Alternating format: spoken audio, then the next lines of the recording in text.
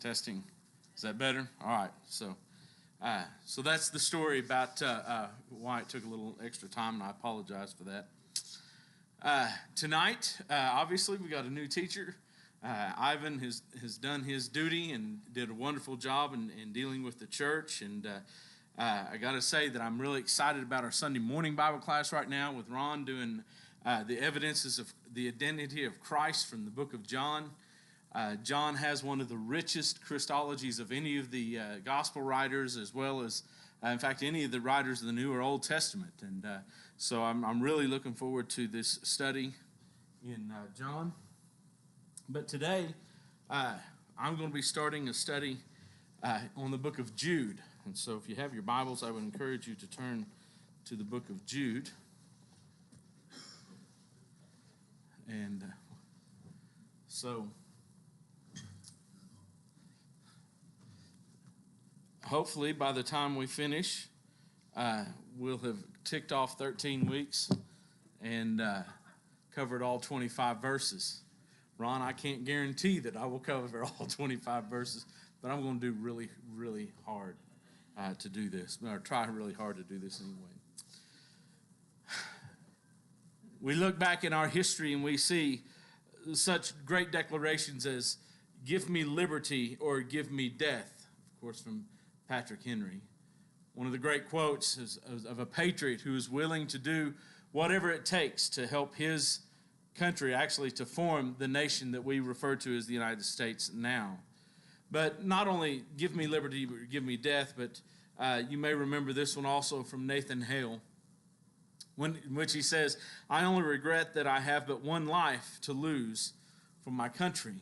This is when he was being tried and about to be hung for treason against the British crown. Those have become rallying cries in our history as we look at what it is that oh, my screens aren't on. They'll come up in just a second. But here's Nathan Hale is demonstrating that he is so patriotic, he is willing to die for our country or for the forming of this new nation. And they, down through history, they've become to us as important to the fabric of our nation as even the founding documents or these great patriotic statements of some of the founding fathers. If there must be trouble, let it be in my day that my child may have peace. Willing to go to war himself so that his children could live in a peaceful nation, a nation which would be different, of course, than any other nation or national experiment that had ever happened up to that point. We look at those words and or those statements, and what words come to our mind? What kind of person says, "Give me liberty or give me death"? A patriot, a martyr, a servant, a believer, Marcos, courageous, brave. I mean, these are terms that we hold, or ideals that we hold in high esteem, aren't they? You think about someone who is a servant, or you think about someone who is a believer or believes in the cause, or you think about someone who is courageous. We look at them and we say those are some of the highest ideals that a person could embody in their own lives. This willingness to lay down their life for something greater. And that's kind of what we're getting into as we look at the book of Jude. Courage of steel, that it is going to last us for eternity. And you think about some of the major events that have happened in our nation that were moments of courage. I think we don't have to look very far than the Declaration of Independence, do we? 56 signers that wrote their names at the end of that document, which was declaring its separation from the powers that it had once held to, that is the British powers, said that it's time for these bonds to be dissolved. No longer can we live under such governance as what the British Crown had over the colonies at that time. And when they signed their names to that line, to those lines, it was not just we're the ones that are believing this, or we're the ones that are doing. They were sending this to King George. All 56 of those men would have a warrant immediately out for their arrest. And so they were pledging their lives, their fortunes. Many of them were captured and hung for treason. But not just them, but their families were destitute because all of their property would have been taken away from them and given to the crown. And then, of course, after the war, many of them did not get their properties that had been seized back. And so it was a major ordeal. It wasn't just, hey, look at my fancy signature.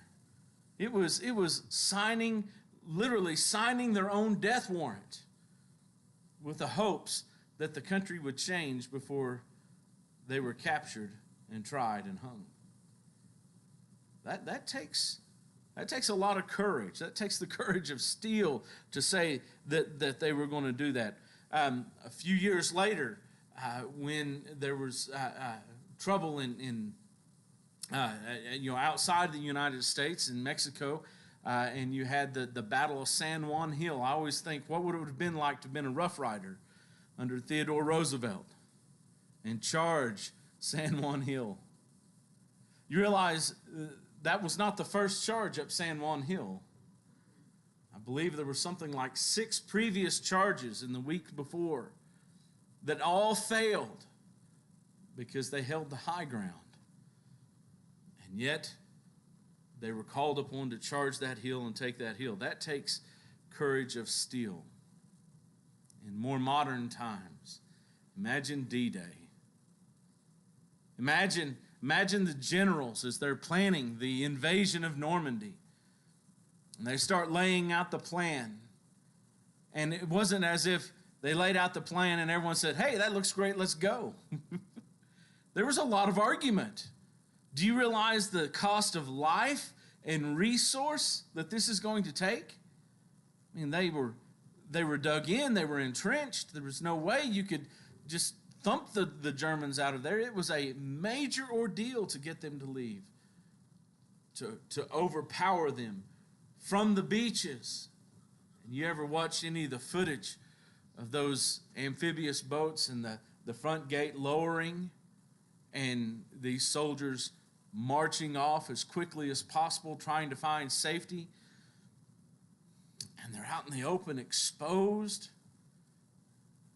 It takes courage to see through a day like that.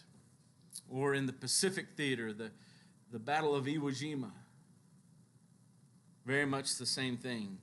Or even outside of our country. I think of the democratic students in China at the Tiananmen Square massacre. You remember that?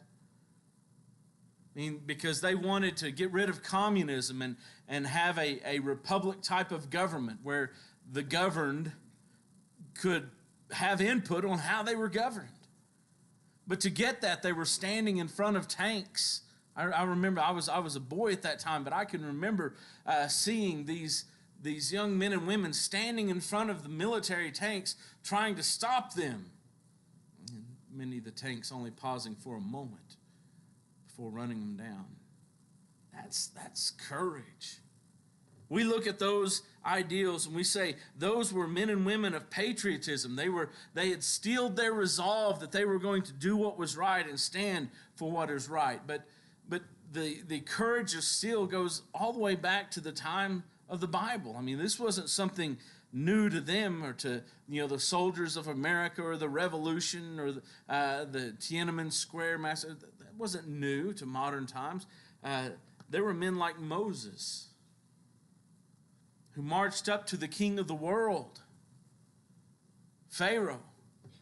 Let my people go. Who does that? Someone who's afraid and timid and shy? Yeah. Moses was timid about taking up the task, wasn't he? God, you don't want me. I'm not the guy you're looking for. God says, you are. I'm quite certain you're not. I'm not, God. I can't speak. I have nothing about, I have no power. I have no sway in Egypt. They know that I've killed a man. They don't want me.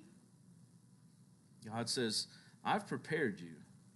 Once Moses accepted the challenge, though, we see his resolve and his courage really grow in strength, don't we? We know he was a man of God.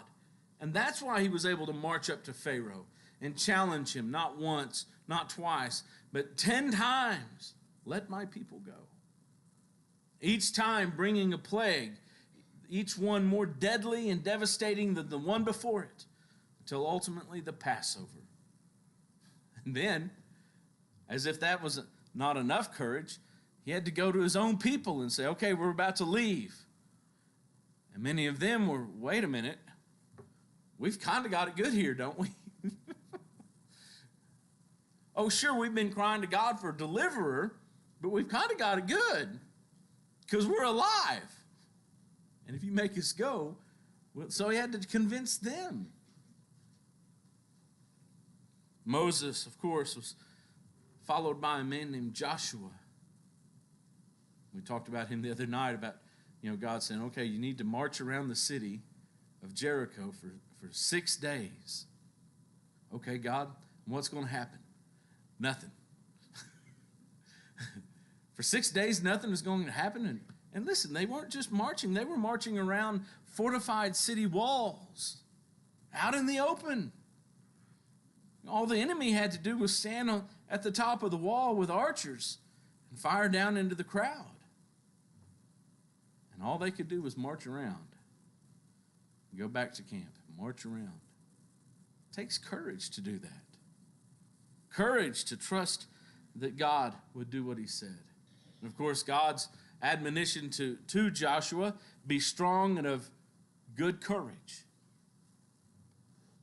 What about Deborah? I'm going to need you to go deliver my people from the oppressor. She's ready to go, and she goes and she says, okay, Barak, you're going to go with us. Or actually, she goes to tell Barak that he's the one that's chosen, and you need to go. And Barak says, well, I'm not going to go unless you go with me. Listen, you didn't have a lot of women going into battle, much less as the leader of the forces. And yet here was a man who was too afraid to go by himself. He relied upon the courage of Deborah. And of course, one of my favorites, a little more obscure, is Jael, who happens at the same time in Judges 4 with Deborah. And whenever Sisera is fleeing the battle, and he comes and he hides out in the tent or in the home of Jael, and he asks for some water, and she gives him what? Warm milk. And what happens when you drink warm milk? You get sleepy, right? I think the chemical in it is tryptophan, is that correct? That makes us sleepy. And so he fell asleep right there in her living room. And while he was asleep, she took a tent stake and a hammer and drove it through his temple so that he was nailed to the ground. What kind of woman does that? A woman of great courage does that. David facing Goliath. Elijah facing Ahab. I'm not the troubler of Israel. You're the troubler of Israel. You remember when he challenged the prophets of Baal? And whenever they failed, he had them killed. And Jezebel said what? The Lord do so to me and twice as much if you are not as they are tomorrow, by this time tomorrow. In 24 hours you will be as dead as they are. And he ran away. And God came to him and said, what are you doing here, Elijah? When he was holed up in his cave. What are you doing here, Elijah? And Elijah, has this great lament. And God asked him a second time, what are you doing here? And he gives him the same answer. If God, maybe you didn't hear me the first time, here's my answer. It's the exact same. It is what I have practiced to tell you when you asked me that question because I knew it was coming. And he told it again. And God said, but I need you over here. And that's when he marched back to Ahab. And that's when Ahab said, oh, look, it's the trouble of Israel. And Elijah said, it's not me, it's you. A man who had grown courageous. I think of Micaiah, the great prophet, well, the lesser-known prophet, we might say, during the days of Jehoshaphat, king of Judah. All the prophets said, yeah, go into battle, you got this one. And Jehoshaphat was saying, is this all of them? All your prophets agree? And the king of Israel said, well, there's this one dude. And I could say the sky is blue, and he'll say it's purple. I can say the grass is green, he'll say it's black. I'll say, look at the sun, he'll say, no, that's the moon. It doesn't matter what it is. He's going to disagree with me. And the king of Judah said, well, let's listen to what he has to say. So they bring Micaiah in, and Micaiah says, yeah, sure, do whatever you need to do. You'll be victorious. And you can almost hear the sarcasm, but at least the king understood it, because he said, well, tell him the truth. When he said, oh, well, in truth, you'll go and you'll die. But, you do whatever you want to do. And you remember the guard taking him to the king's presence. He says, now, when we get there, everyone else has already said to go to battle. You tell them to go to battle just like everyone else, or it won't go well for you. And yet, he was a man who stood by his principles.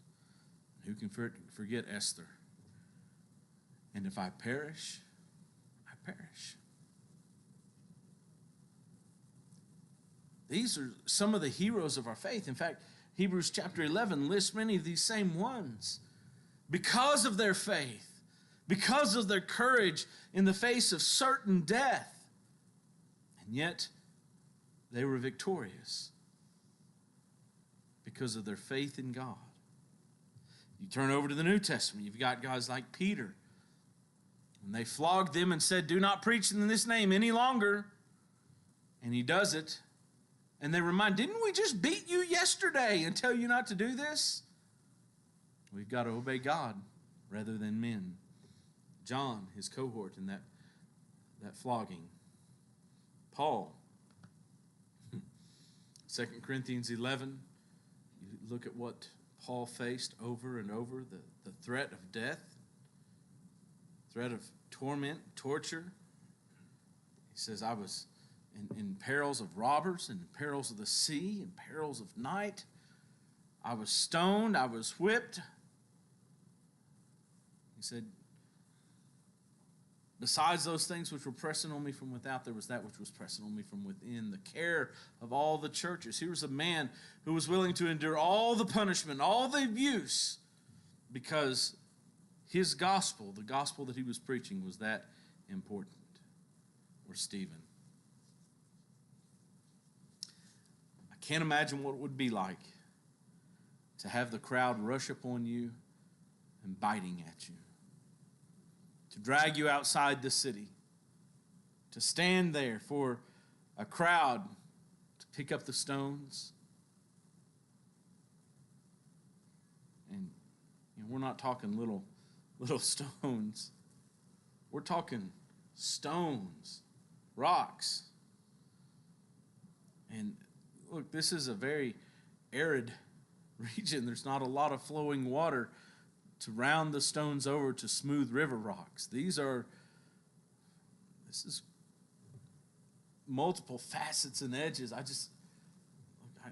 One time, my brother and I got off the school bus, and it had been raining. My brother thought it was a good idea to push me down in the mud and then feed me mud. I didn't think it was as good an idea as he did.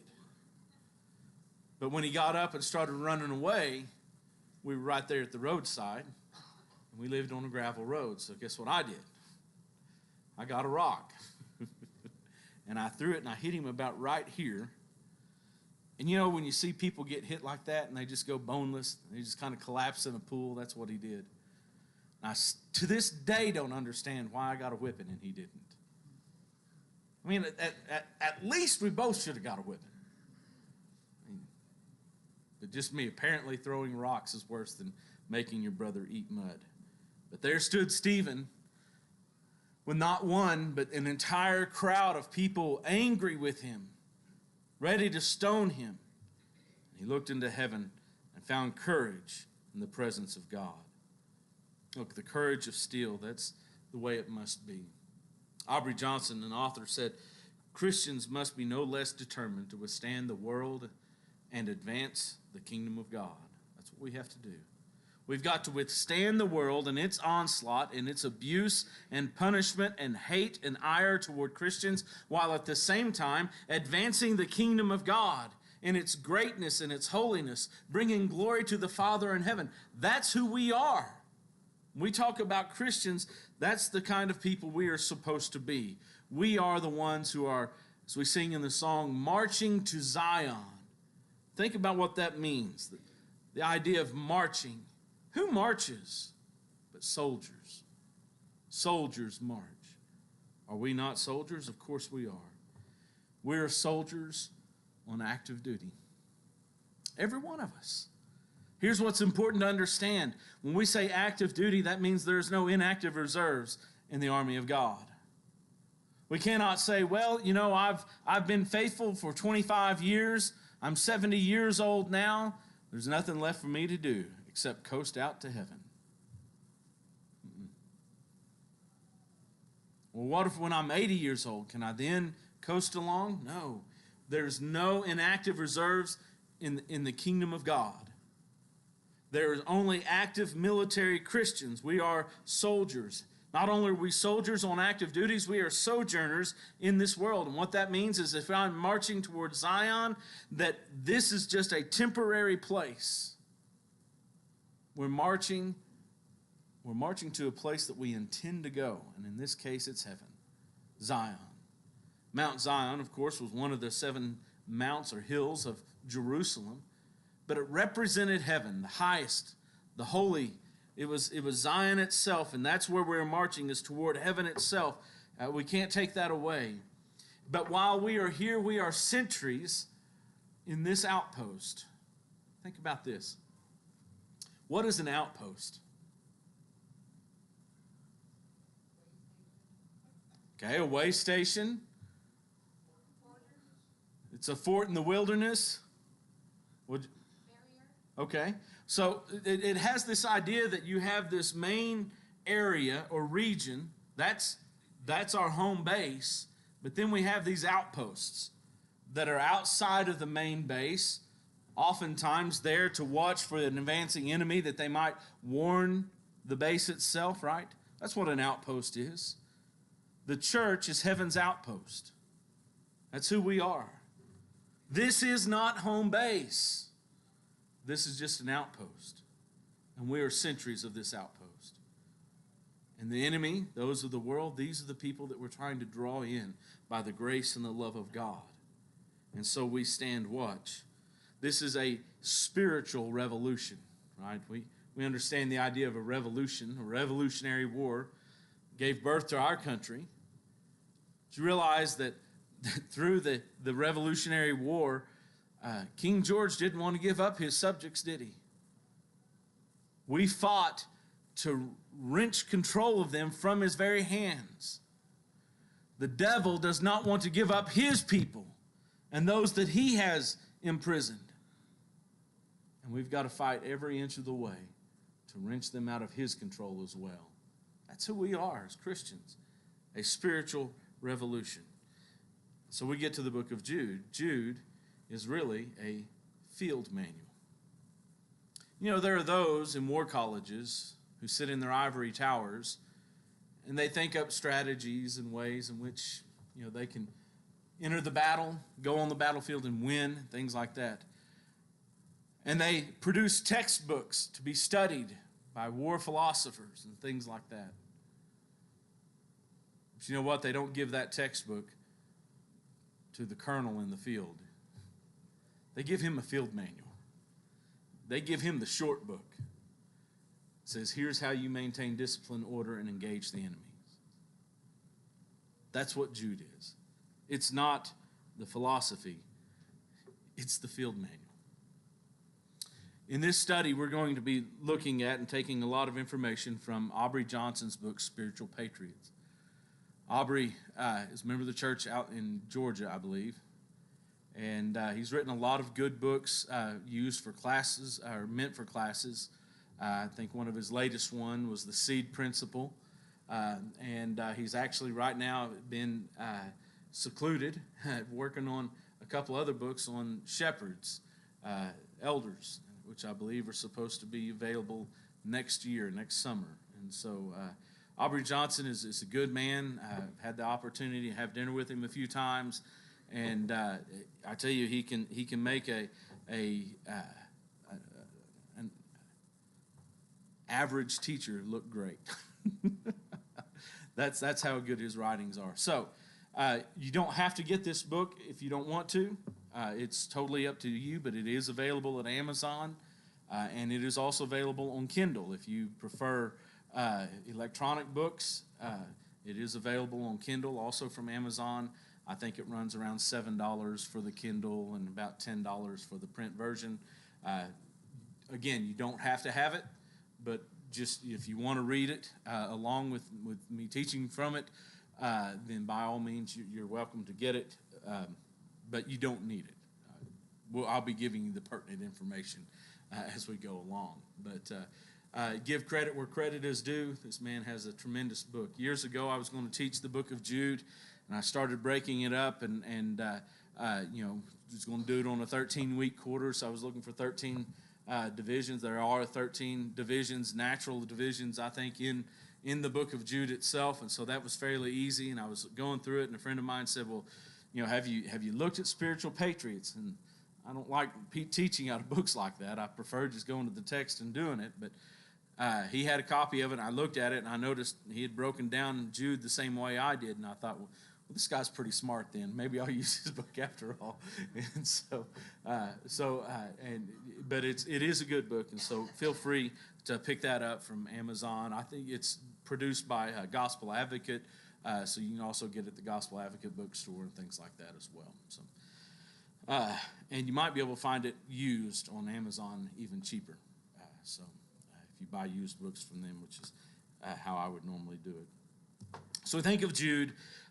Jude itself, we've already mentioned, is a field manual. It's something easy. It's something very fast. It's not a huge dissertation on theology or something like that. This is about in-the-trench warfare against hostilities in the church and how to engage false teachers and the enemies of the cross. So it is essentially a call to arms.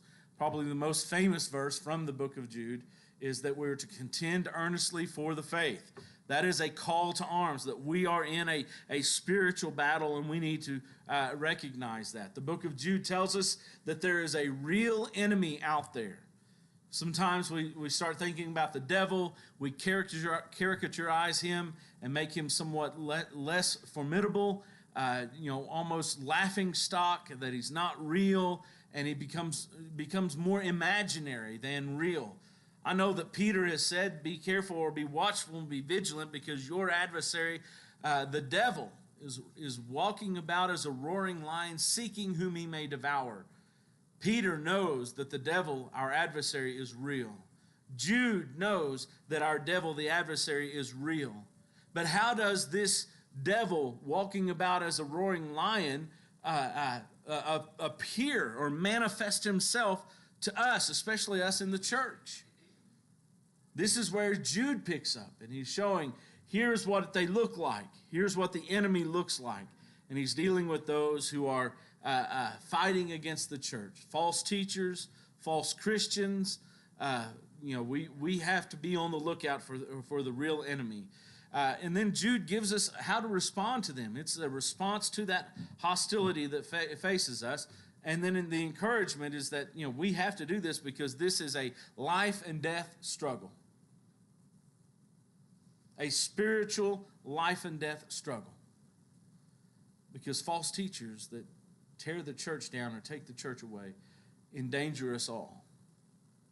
Right? And how does false doctrine come into the church?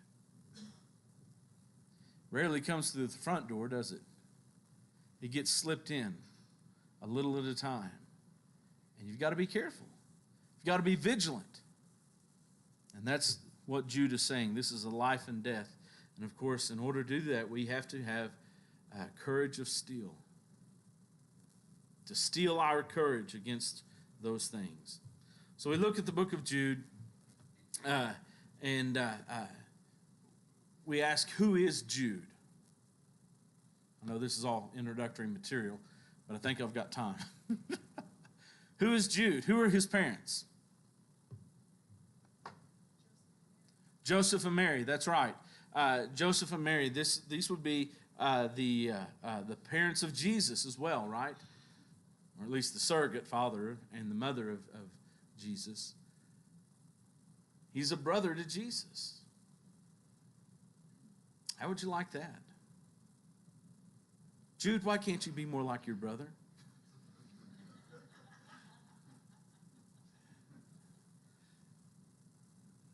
Do you think there was any temptation of Joseph and Mary to compare their children? I mean, they're regular parents, right? They're not supernatural parents. They're just a regular man and woman. Do most parents have trouble comparing their children to one another?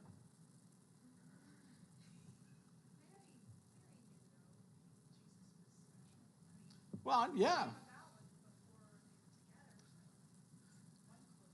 Well,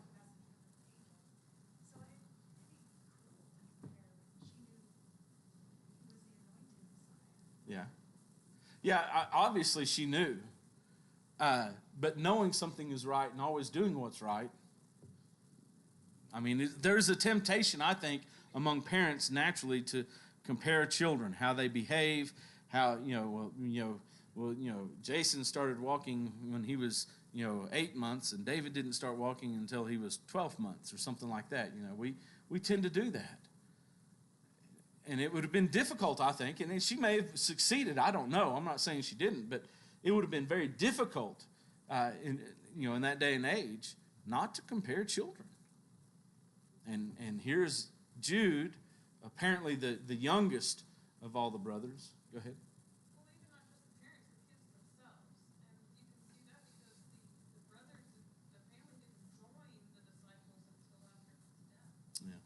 Yeah, absolutely. They were a typical Israelite family.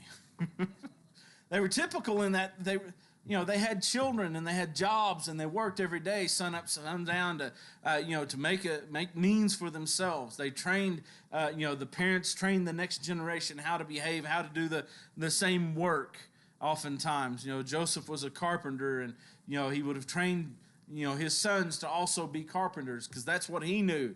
And he's passing that down. And of course, they were taking that craft or that trade, and they would have added their own personal implement or style to it and passed that on to their children. So they were typical that way, but they're the typical family because Jesus was the Messiah. And Mary did know it. And Joseph knew it. He knew it because of Mary.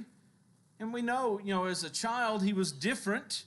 Luke chapter 2, by age 12, he's arguing with the doctors of the law in the temple. And so he was not typical himself. And so that made the family not typical. Of course, Jude was he was the brother of Jesus. We already mentioned that. Matthew chapter 13, verses 55 to 56, whenever they were saying, do we not have, is this not Joseph or the carpenter, his son, Mary, his mother, and his brothers we have with us, Simon and Judas or Joseph and John and Jude. Don't we have them and his sisters also? Of course, that causes a little bit of problem in the realm of religion, doesn't it? Because there are those in religion who believe that Mary was what they call the eternal virgin. She was a virgin when she gave birth to Jesus, and that status never changed. In other words, she never had any other children. That's why she is revered as Mother of God, as the co-redemptrix, which means that she took part in or had part in the redemption of mankind because she gave birth to the Redeemer himself. The Immaculate Conception. What's the Immaculate Conception? That's the common idea, but that's wrong. Sorry, not to put that one down. No, yes. Nope. That again is the conception of Jesus. In Catholic doctrine, which is what the Immaculate Conception comes from, is talking about the conception and birth of Mary, not Jesus. And that her parents were clean whenever they conceived her, and that she was born immaculately. Because that's what immaculate means, is clean, right? That's what my mom used to say. When I get back in here, this room better be immaculate. I knew what that meant. And so the Immaculate Conception is not about Jesus and his birth.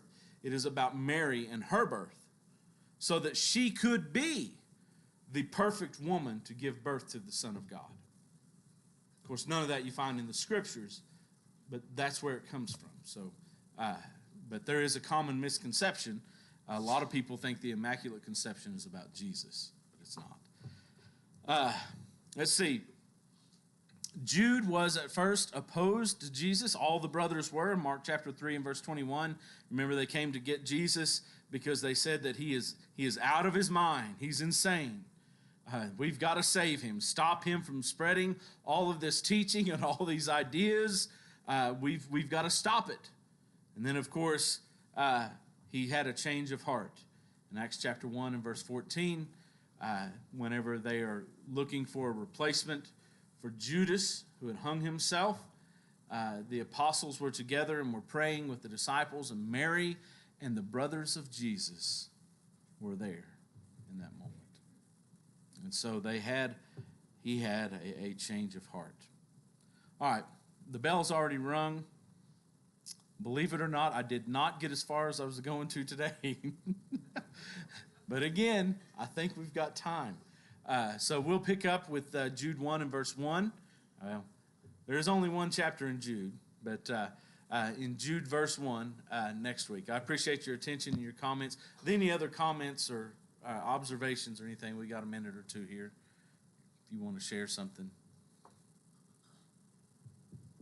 No? All right. Yo, enjoy.